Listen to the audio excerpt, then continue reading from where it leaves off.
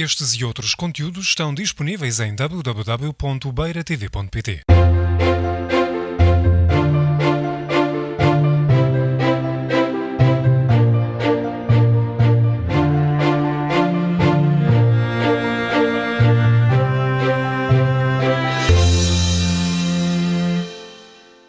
Christina, thank you for inviting me. And thank you to the municipality for holding this event and for inviting me here. It's an amazing achievement to put on an event like this. Okay, this is an historic event in many respects. Okay, so talking about history, human beings have shown an interest in the landscape and in producing food for thousands of years. They've made something called art, sometimes to both perceive, to understand, and to express their ideas about the landscape, food. Some of them have even become scientists. Monet, okay, was actually a world expert in the propagation of water lilies, as well as being an artist. I'm very interested in something called climate change and global warming, and I have been since 1992, and the Rio summit on the Earth. And I realized that perhaps as a human being, the most important thing that I could do was to understand and address the situation of environmental degradation.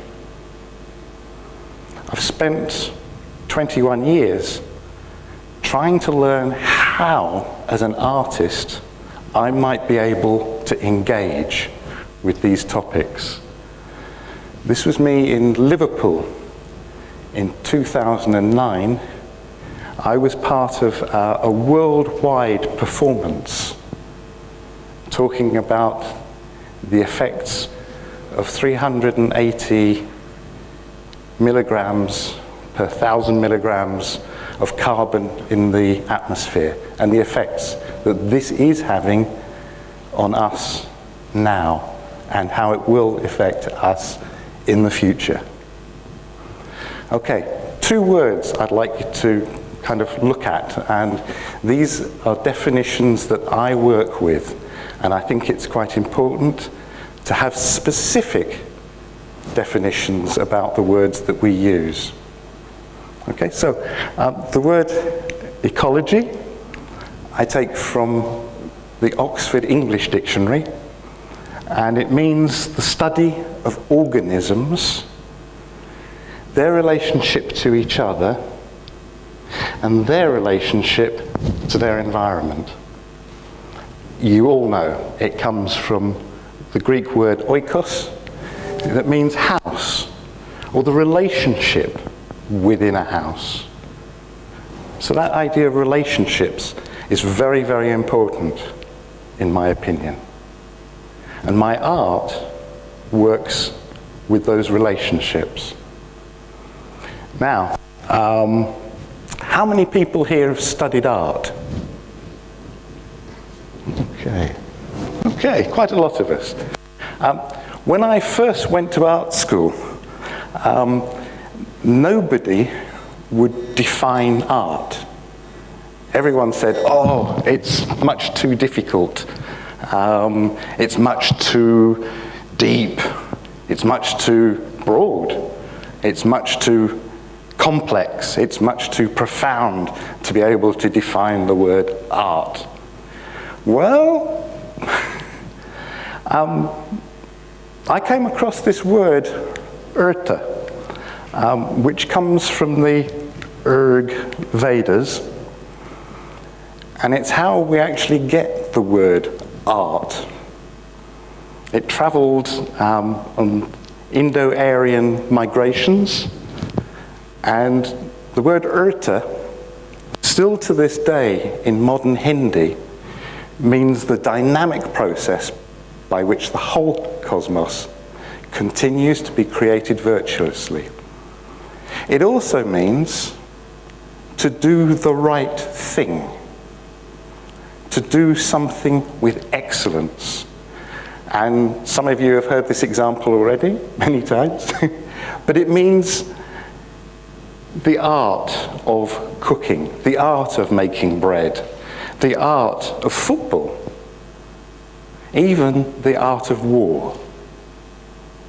So art is not necessarily about something in a white box, or even a brown box, or a black box, but art is actually about evolution, and about our relationship to evolution, and how we might live with excellence. So, this was a project in the middle of England, on the River Severn, which is the longest river in Britain.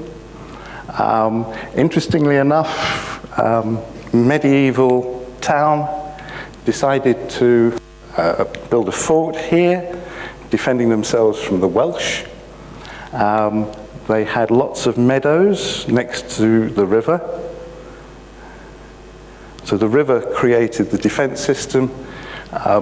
People were able to feed all their animals and feed themselves from the river and from the meadows, the floods of the river. Unfortunately, with modern development, we decide to build on the floodplains. So, what happens when we get big rains that are happening more and more frequently because of climate change? We find ourselves flooded. And we go, oh dear, what should we do now? So I was called in to do a project that looked at the idea of living with the river in the future. And our government agency, the Environment Agency, put together a plan that would change the river's flooding patterns through defense systems from a 1 in 50 year scenario to a 1 in 100 year scenario. And one of the things that I questioned through a sculptural installation, which might seem like a strange idea, particularly to a scientist, but I questioned the idea of what might happen instead of a 1 in 100 year flood, what might happen in a 1 in 1,000 year flood? Because I noticed that the report that the scientists had produced left out a lot of the current research on global warming and climate change, which I was very surprised about. So I included what they left out and asked people, lots of people. I met with lots of different organizations, and from the conversations, from the dialogue that we had together, I wrote lots of different poems. And each of these doors was actually a door that had been damaged from the previous floods that I'd been working with. So these doors had great significance to the local people. They were their doors that had been taken away because of the flood damage. They were their words that I was then working with to create the scenarios of how they might live in the future. Whoops. The project got money from the government in the end for education. Local mature artists were training local young artists to look at the cultural change of climate change.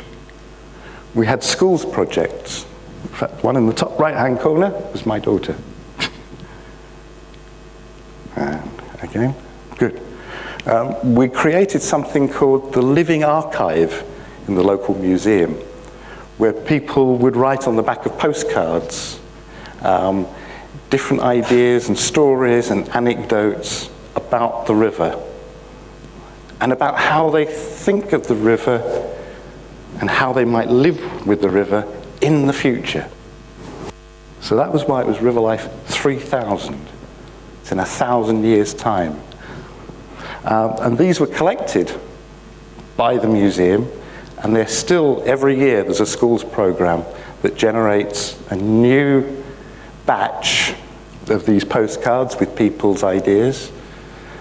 And these are now stored every year in the museum as a living archive.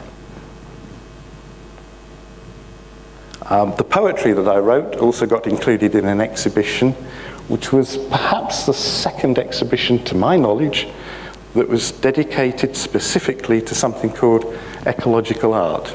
It was in Cincinnati in 2003. Following that, in this town of Shrewsbury, I was invited to curate a conference similar to this. I invited 20 scientists, artists, environmental activists, and I invited these two people who are friends of mine, Helen Mayer Harrison and Newton Harrison, who are the pioneers of ecological art, two American artists who started their work in the late 1960s. So they gave the keynote speech. And at the end of their keynote speech, as you've probably gathered, I quite like putting up my hand and asking a question. And I asked them, would they consider working with me to produce a project that looked at the whole of Great Britain, the whole mainland of Great Britain, as one ecosystem. Not split up into lots and lots of different bits. Certainly not worried about places called Scotland and Wales and things like that. But as one eco-geological, geographic entity, one island. And they said, yeah, sounds like a good idea. We'll see what happens with global warming, sea level rise. It's an island. It's one of the biggest things that's going to affect the British mainland, will be sea level rise. So we had 3 maps made as a way of starting the process of the project. And the 3 maps look at the effects of sea level rise at different, at different levels, and how many millions of people get displaced, and just how much land is taken up. Now, you're probably thinking, actually, with 15 meters of sea level rise, which is pretty extreme, we only lose about 10% of the land, which isn't a lot. It just so happens that most of that land includes places like London, which just happens to be our capital city, and home to, I think it's around about 7.5 million people at the moment. We lose most of East Anglia and Norfolk. Not many people live there. Not many people are interested in that one. We lose somewhere called Liverpool. I asked people when we visited Cardiff here what they thought about this, and they said, we're not worried about people on the coast. We're actually living in the valleys, which are actually high up, won't affect us. I said, yeah, but who's going to pay the taxes to rehouse the people from London and from this area and from Liverpool? And they said, well, we won't pay taxes for that. I said, you pay taxes for lots of other things. You're just going to be as affected as anyone else.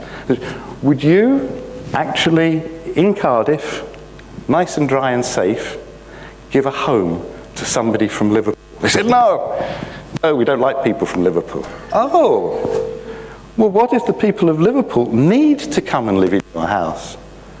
They said, well, we'd barricade our doors, we'd stop them from coming here. So I said, no, you're going to have a war. Not nice. We looked at different scenarios through this.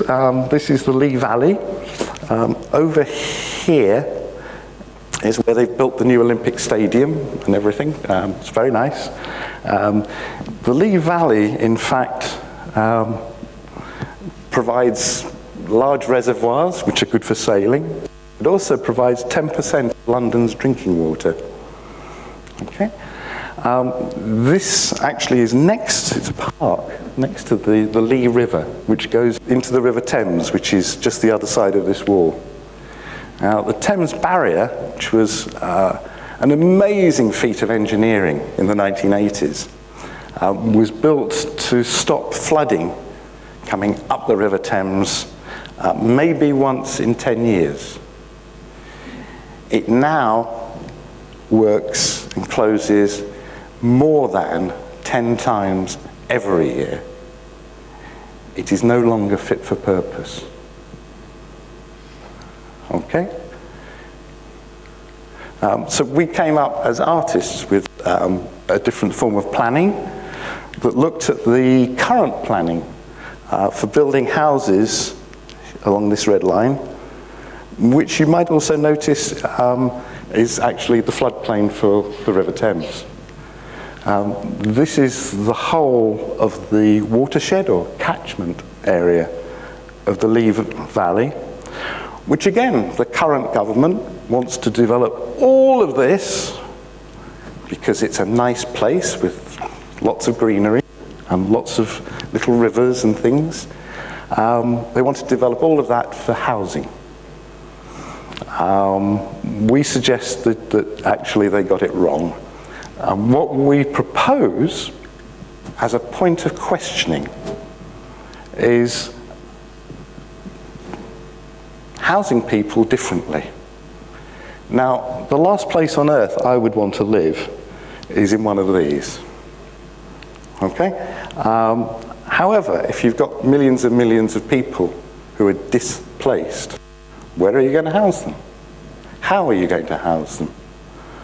The important thing here, in fact, was looking at the ground and valuing the earth, the ground, and opening up the ground so that the rains that are coming, that have come frequently, more frequently, actually have somewhere to go.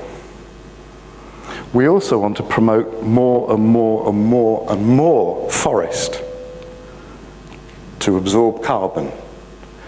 We want to promote the farming of forests, not the farming of wood, but actually the products that we can eat, the products that we can use to build, the products that we can live with by opening up the earth.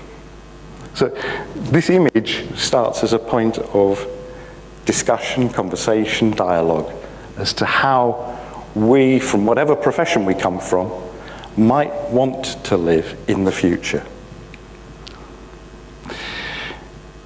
This is quite close to Manchester. It's part of the Pennine Moors. Romantically, people love this kind of remote, barren landscape. But it was only 300 years ago that the trees were completely taken off there. There's a few trees left. And we suggest that actually we need to look at different ways of working and living in this area. So we put together proposals for new ways of farming what we've been talking about as the rural area, the rural economy. So that people, first of all, above anything else, become self-sufficient in food and water. What else is there? And we also started to design other kinds of housing. We called these the Pennine houses, that were on stilts, again, to let water pass through. We developed a project that's still ongoing called the Pennine Ring, which starts to deliberately settle houses, not development, but to settle housing in a ring at the point at which all the streams and rivers start to flow, to protect the upper area of these mountains where the water is generated. But there are no maps that show rivers on that area, so essentially, officially, no rivers exist. But this is the sponge that holds the water that then flows into rivers. We toured the exhibition throughout the UK. This is City Hall in London. I won't go into the story behind that because it's too long. And then this is Feldman's Gallery in New York.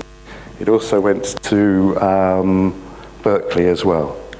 And you can see, basically there was a big model on the floor that projected the story of the waters rising, with a whole poetic text about how the waters will rise. Around the edge, we gave the scenarios and the potential for how creativity might actually come out of disaster. So that's that project. More recently, I've been working a lot in Taiwan.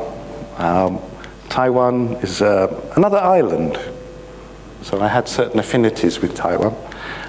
It's off the Chinese coast. Hong Kong is, whoops, down here, or it was. This area here is, or was, the most fertile area in Taiwan. It produced all the food that the island needed to be self-sufficient. This area is the second largest mountain in Asia, after Mount Everest. Okay, so it's a volcano, basically. Some people still live there, but not many. Most of the population lives here. It was changed from agriculture to industry in the 1970s. And I was invited by a friend to go and make some oyster shell art at a coastal place. And I said, well, I don't make oyster shell art, you know, sort of. And they said, no, we've got a really booming tourism industry taking place, and we want artists, particularly local artists, to make oyster shell art. I said, no, sorry, thank you for the offer, it's very kind. He said, we'll pay all your flights and expenses. No, I'm sorry, I don't do oyster shell art.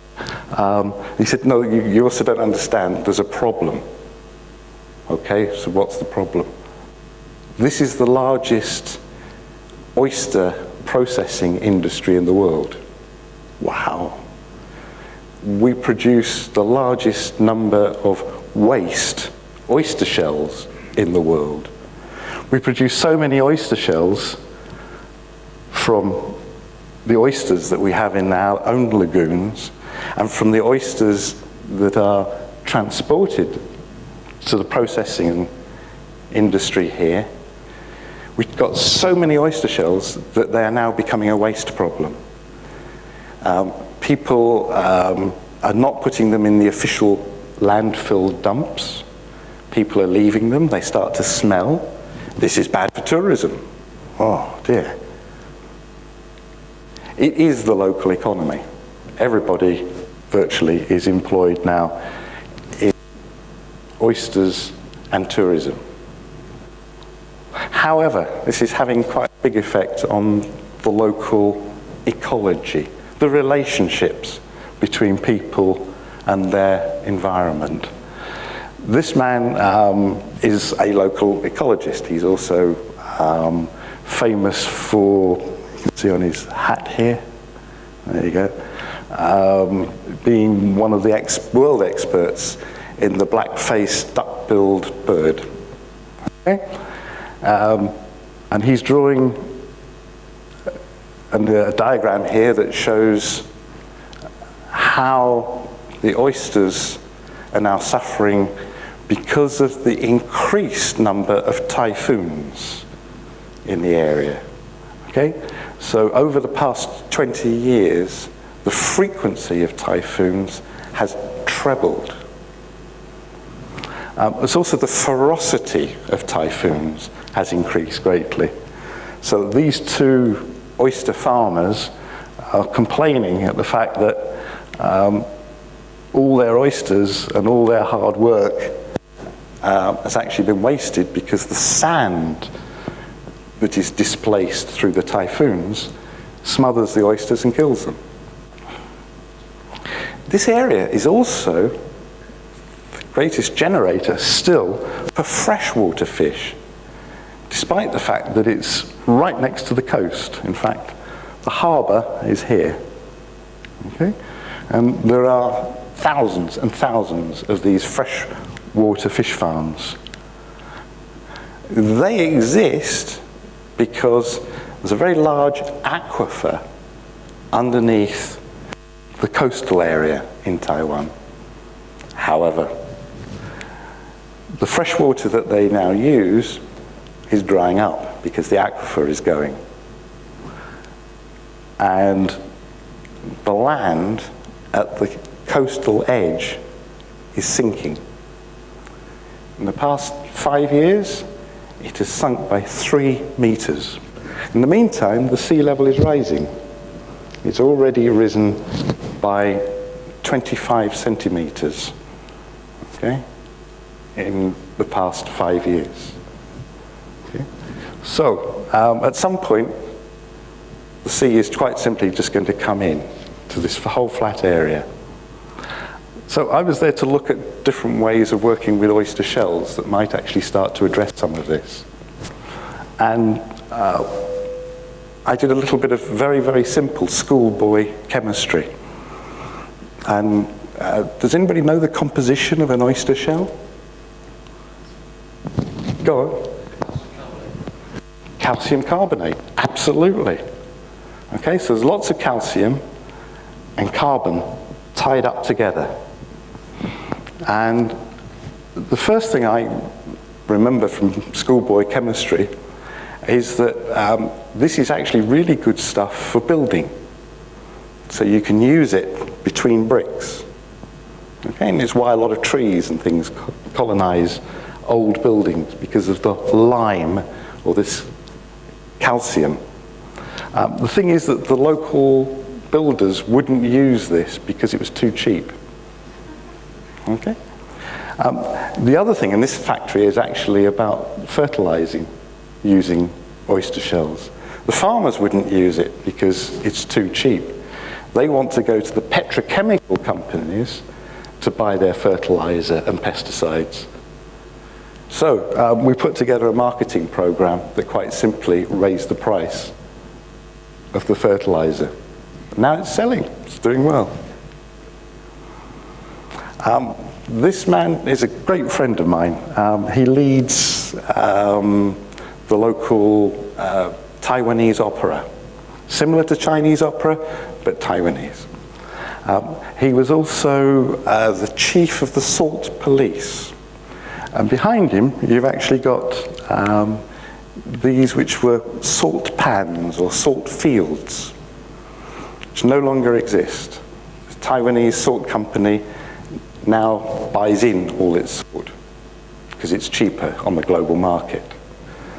So he wants a museum creating for the local salt industry to be a part of the tourism industry.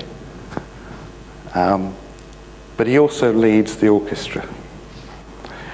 At the end of the project, all the people that I'd been introduced to and I worked with, and all of these people here who are a network of community-based, ecologically minded developers. I hate the word developers. The one thing that they don't develop is developments in the usual sense of industrial housing. They develop communities. They develop communities in the tea industry, in the oyster industry, and in the local areas. The thing that they're now rejecting, and I'm sorry to say this, is tourism.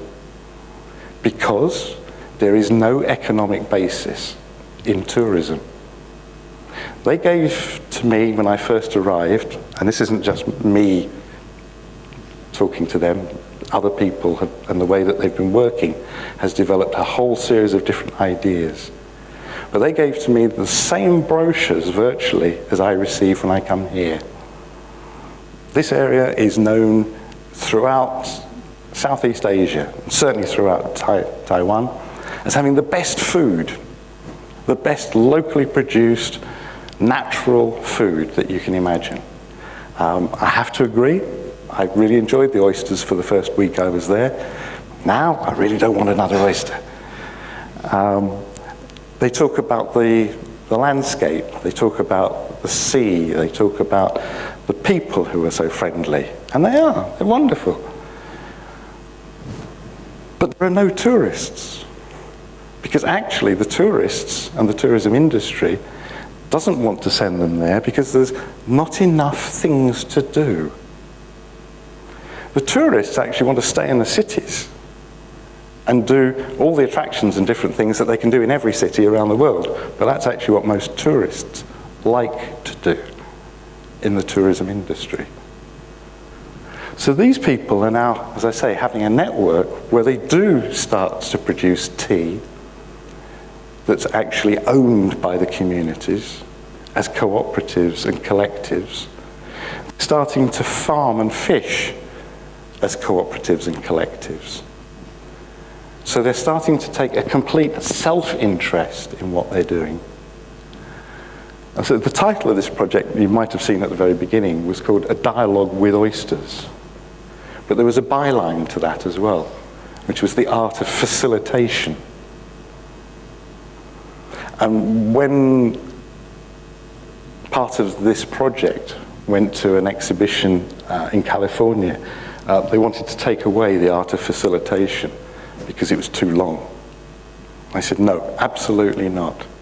I said, the whole point of the artwork I was doing was that in the end, my work actually was handed back, Julie in particular here, to local artists. Not to produce oyster shell art, but to actually work creatively in what we now call sustainable ways of living and working. And in fact, through that, they then raised money for the local Taiwanese orchestra to promote the education of the local youth in this culture, their traditions, and their traditional ways of thinking, and playing and working together. And the government has actually funded. They're now the top Taiwanese orchestra in the country. They go out and do international things, to represent Taiwan. Because they value their culture in a realistic way that's based in the earth and in the sea. This is Hong Kong. Okay, mainland China is up here, and Korea is over there. So India is somewhere down here. And this little island here is actually Hong Kong. These other islands are a part of the special administrative region that we all know as Hong Kong, including this bit called the New Territories. And Kowloon, which is where my project took place, it's the most densely populated urban area on the planet. It's also the place where most of the industry of Hong Kong takes place. All the financial stuff takes place here. Strangely enough, somewhere called Centro.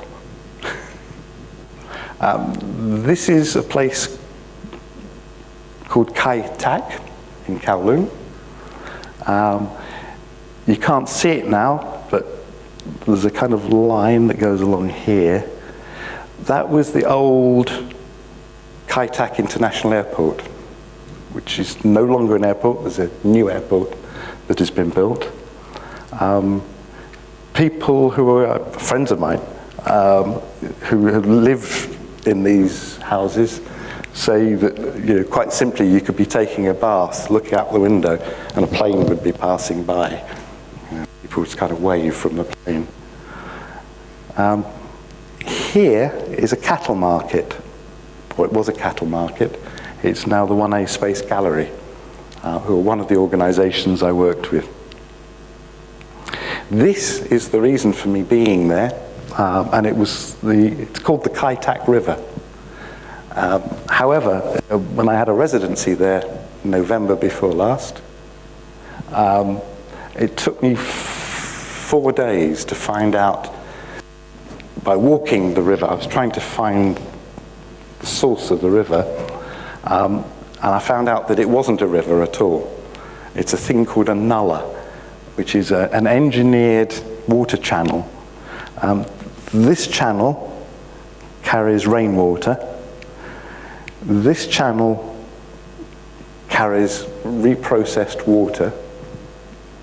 This channel carries raw sewage from the most densely populated area on the planet. So this sewage is pumped 7.5 kilometers upstream and comes pumped again 7.5 kilometers downstream to join the rainwater that then flows into the harbour. Okay?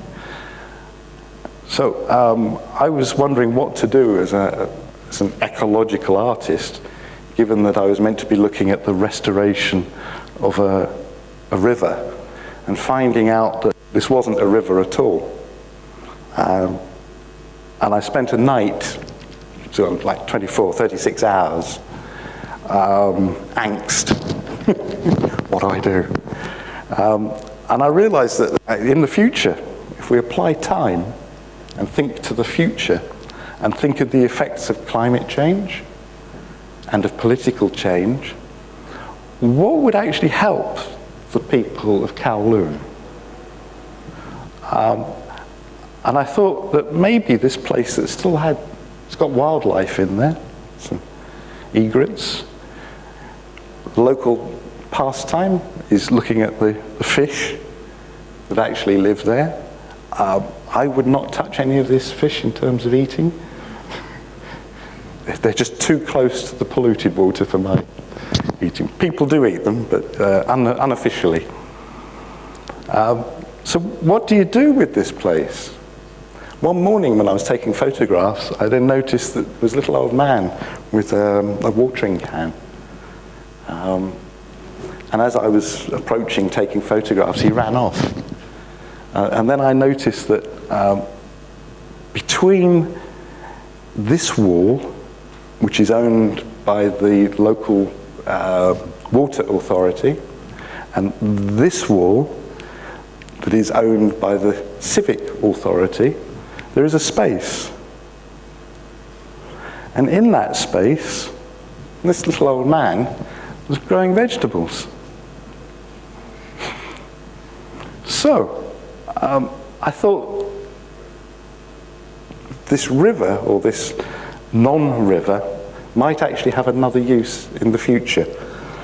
And I thought of it as a life support system as things change and civic services break down. And the biggest thing that, in fact, one of the main civic engineers, she's a director of a company called McDonald, she said to me the biggest thing that the people face is going to be food shortage. Again, this area of Hong Kong, this whole territory, was completely self-sufficient in producing its own food, and was completely self-sufficient in fresh water.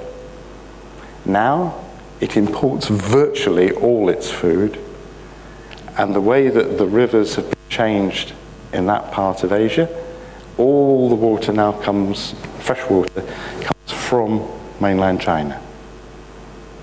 Okay. But I worked in the New Territories with an organisation called the Kadoorie Farm and Botanic Gardens, who were set up in the 1920s. Hong Kong has always had migrant populations going through it. People would come from mainland China, usually with nothing. They would try and earn lots of money to then migrate yet again, most of them to the west coast of the United States and Canada. So in fact, there's more Chinese people living in San Francisco than in Hong Kong now. Okay? But this organization are now using what we call permaculture. This is a part, they've got a whole valley as part of their system.